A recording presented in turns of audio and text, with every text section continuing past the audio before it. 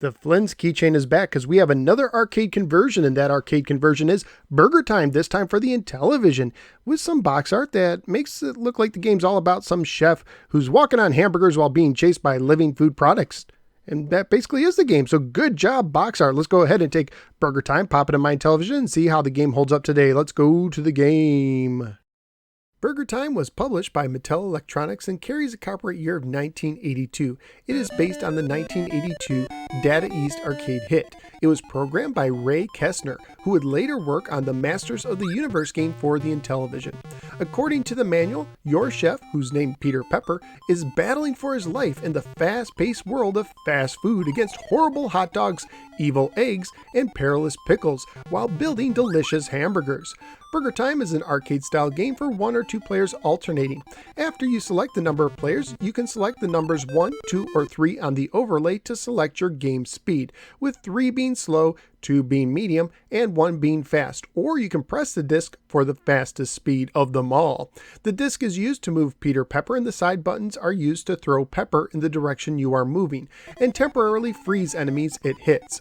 I will say that the game speeds affect both your character and the enemies, with the slowest speed making the whole game feel like it is in slow motion. I would recommend one of the faster speeds, even the fastest speed itself, which I am playing with here, as it seems to make the game more enjoyable. When the game starts, your number of peppers are shown on the bottom left and number of lives are shown on the bottom right. You start the game with 5 lives and can earn an extra life at every 10,000 points.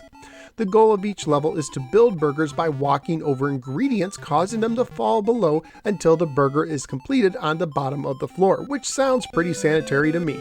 If an ingredient falls on another, it will cause that one to drop too in a cascading effect. You lose a life if one of your enemies touch you, but not only can you freeze them with pepper, allowing you to safely pass through them, but you can also crush them with falling burger ingredients or have them fall by walking over an ingredient they are standing on. If an enemy is standing on a fallen ingredient, it will fall 2 levels instead of 1. Build all the burgers on the level and you will move on to the next level. There are 7 different level setups that rotate throughout the game. You start the game with 4 peppers. Sometimes on screen there will appear French fries, coffee, ketchup, and ice cream. Touching these will gain you 500 points and an extra pepper because apparently everything is better with pepper. You also get 50 points each time an ingredient falls a level and 100 points when an ingredient squashes an enemy. When an ingredient falls, if it takes 1 enemy with it, you get 500 points. 1,000 points if it takes 2 enemies with it, 2,000 points if it takes 3, 4,000 points if it takes 4, and 5,000 points if it takes 5 enemies down with it. If you manage to score 1,000,000 points, the score rolls over with a number appearing under the score to show how many times you rolled the score. The maximum possible score in the game is 255,999,950 points. Graphically speaking, I thought the game looked really good, especially the animations of the wiggling hot dogs and flipping pickles. The sound and music in the game were also top-notch. The game is also a family-friendly one, unless the idea of chefs making food with their feet disgusts you too much. At the time of my research on eBay, loose copies were going for $4 to $7, complete copies were going for $7 to $16, and new copies were going for $19 to $21, including shipping. So what did I think of Burgertime? Burgertime is fantastic and a lot of fun. Is it perfect? No. There were times that I wanted to turn, but Peter Pepper did not. Times I wanted to throw a pepper, but the controller didn't respond in time. And some cheap deaths when dead enemies resurrected right on top of me. But these occurrences were pretty rare, and overall the game controlled great, looked great, and sounded great.